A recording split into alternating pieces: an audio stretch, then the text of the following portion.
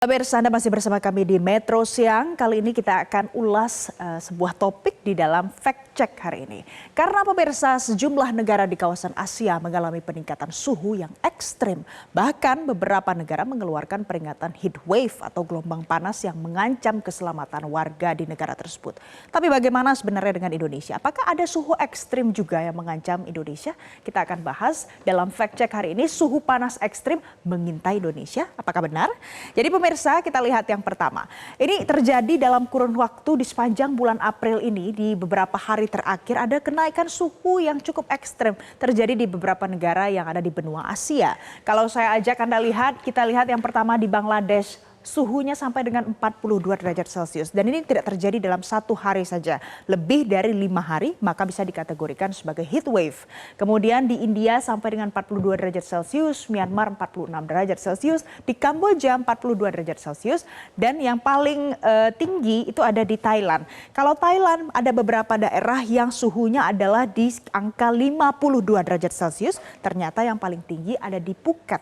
Di Pulau Phuket, Phuket Island itu angka suhunya mencapai 54 derajat Celcius. Begitupun yang terjadi di Filipina.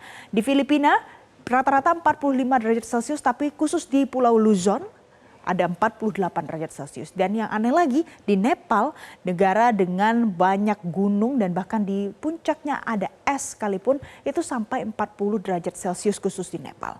Nah, dengan situasi seperti ini, bagaimana kebijakan pemerintah negara setempat untuk mengantisipasi hal ini dan dampaknya pada masyarakat? Jadi pemirsa, saya ambil beberapa kebijakan yang diambil oleh tiap pemerintahan negara.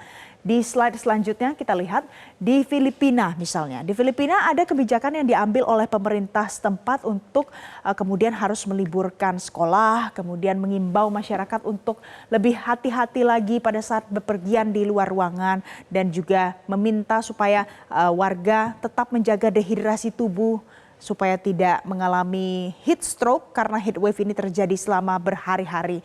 Nah, kita lihat di slide selanjutnya.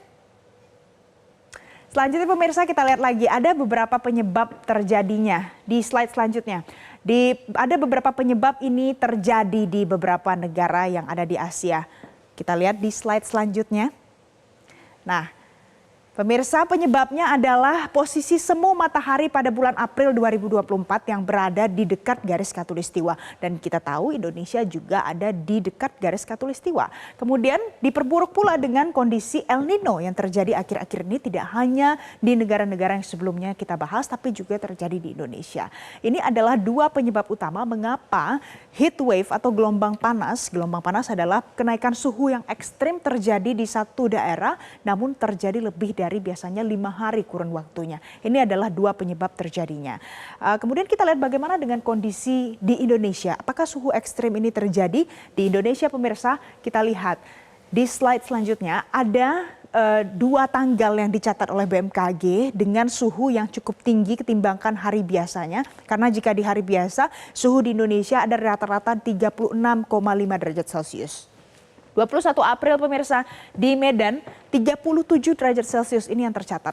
Kemudian kalau di Saum Laki di Maluku angkanya lebih tinggi lagi di 37,8 derajat Celcius. Ini di 21 April. Kemudian kalau 23 April 2024 ternyata di Palu ini suhunya mencapai 36,8 derajat Celcius. Jadi kalau dilihat dari suhu rata-rata itu hanya berbeda sekitar 0,3 derajat Celcius. Nah, ini sebenarnya belum bisa dikategorikan sebagai gelombang panas atau heat wave karena peningkatan suhunya tidak ekstrim dan tidak terjadi dalam kurun waktu yang lebih dari 5 hari atau biasanya terjadi bahkan berhari-hari, ada yang sampai 1 bulan, ada yang sampai dengan 2 bulan. Nah, kemudian bagaimana dengan pernyataan yang disampaikan oleh WHO, Badan Kesehatan Dunia?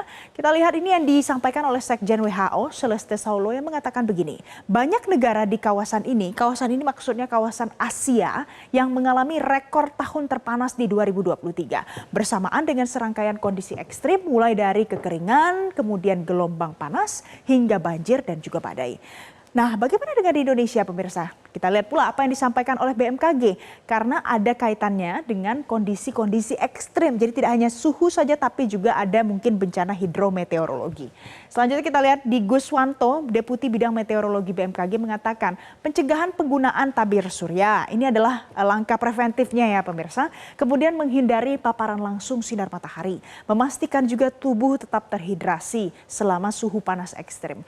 Dan dengan pemahaman yang lebih baik tentang fenomena ini diharapkan bisa meningkatkan kewaspadaan dan juga mitigasi terhadap dampak suhu panas ekstrim. Dan pemirsa, Indonesia sebenarnya pernah mengalami suhu atau peningkatan suhu yang cukup ekstrim. Itu bisa sampai dengan sekitar 5 derajat Celcius dan itu terjadi di 2023. Dan ini menjadi salah satu pelajaran untuk kita supaya bisa lebih waspada dan juga lebih dewasa dalam memitigasi kenaikan suhu walaupun di Indonesia kita tahu tidak terjadi heat wave itu. Demikian fact check kita hari ini. Jelajahi cara baru mendapatkan informasi. Download Metro TV Extend sekarang.